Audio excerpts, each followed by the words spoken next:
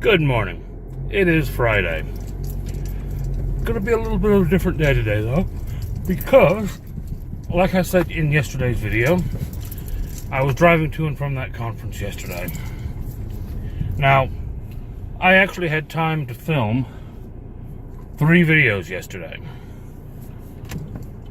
As you will have noticed, I only had time to edit 1 last night.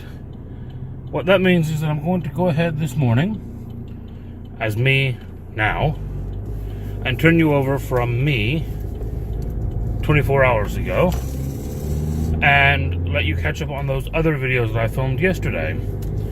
And I hope you enjoy them. Have a great day.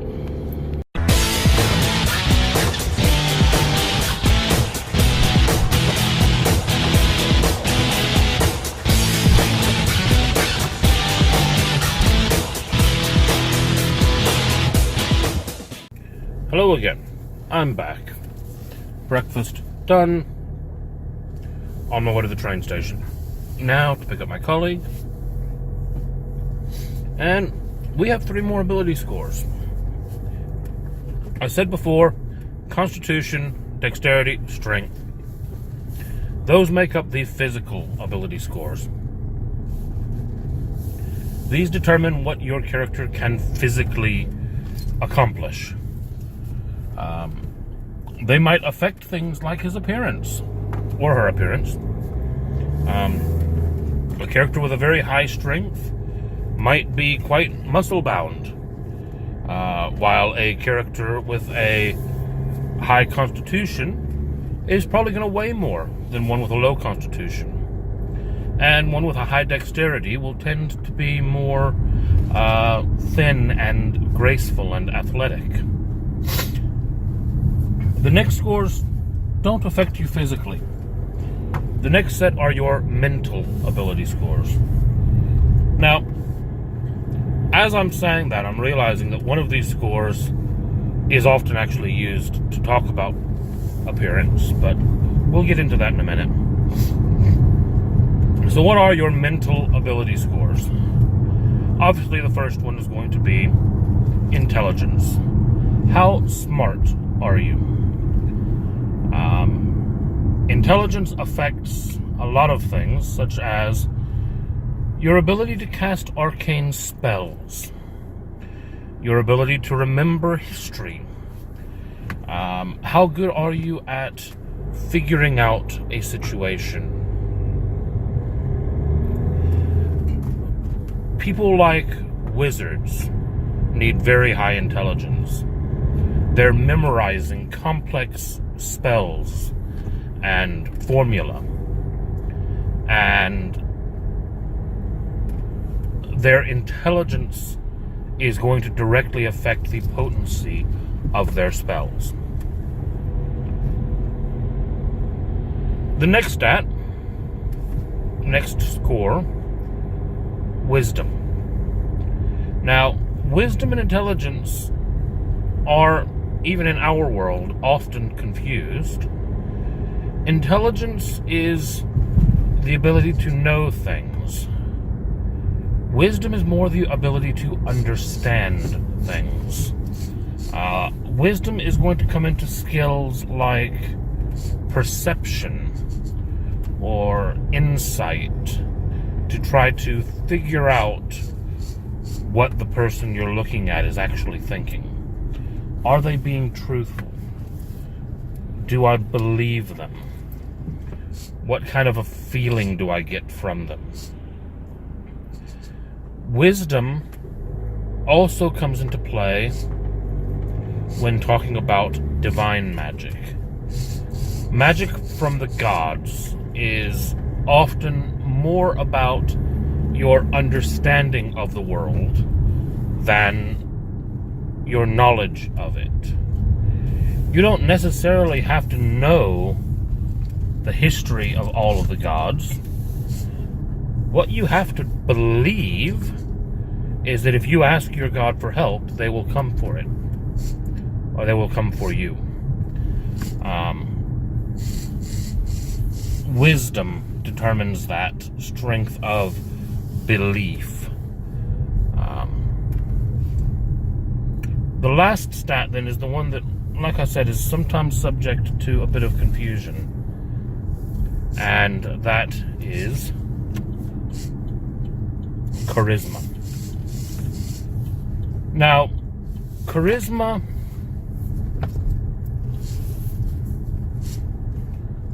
gets seen a couple different ways. On one side, your charisma is simply your force of personality. It is your ability to be seen in a crowd, the ability to sway a crowd to your attention. Your personality is the best way to describe it, to be honest. A lot of people also tend to think of charisma as your physical beauty. Charismatic people are seen to be beautiful. Now, my take on that is not necessarily that charismatic people are more physically beautiful, but perhaps that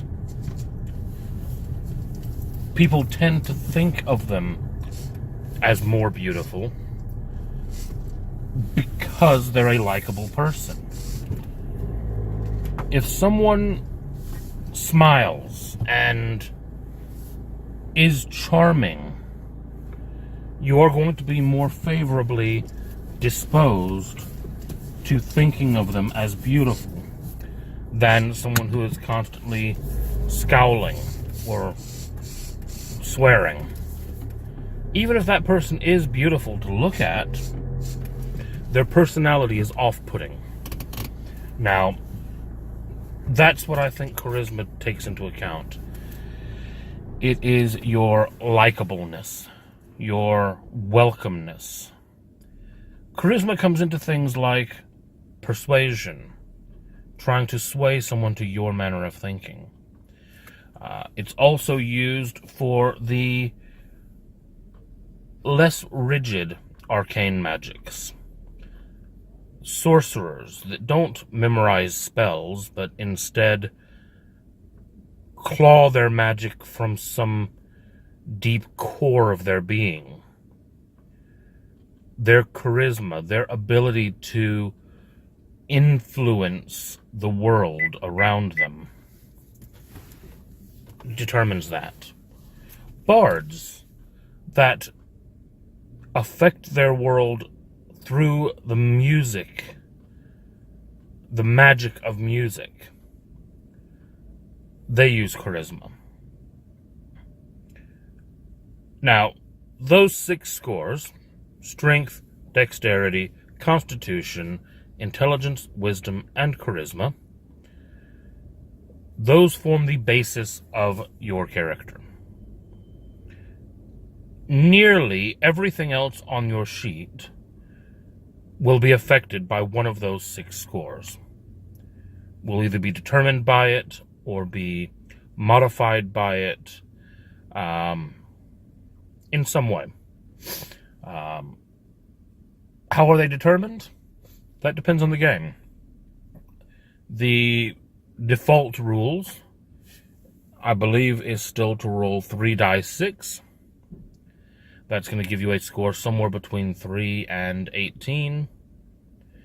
A lot of games, though, don't use that method.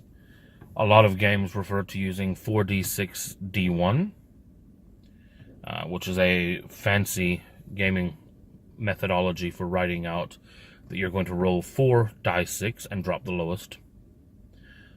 It means that you're still actually only adding 3 dice 6 to the stat, but you're getting rid of one low roll, so your average score will be higher. At other tables, you'll simply pick from a list of numbers and put them in what scores you want. Or there may be point buy systems that will be available. That's not something to worry about starting out, though, because your DM's going to tell you that when you get to the table, because that's personal to each and every game. when I run games, it's not even consistent from one game to the next. Depending on the setting, depending on the type of game I'm running, I'll use different ability score sets to determine kind of how powerful I want the characters to be. Where do I want them to sit with things? Anyway, my colleague will be here in a few moments. As you can see, I've already pulled up at the train station.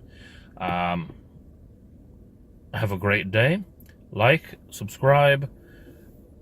Tune back in tomorrow where we will start talking about some of the other aspects of what it takes to make a D&D character and to begin playing D&D. Have a great day.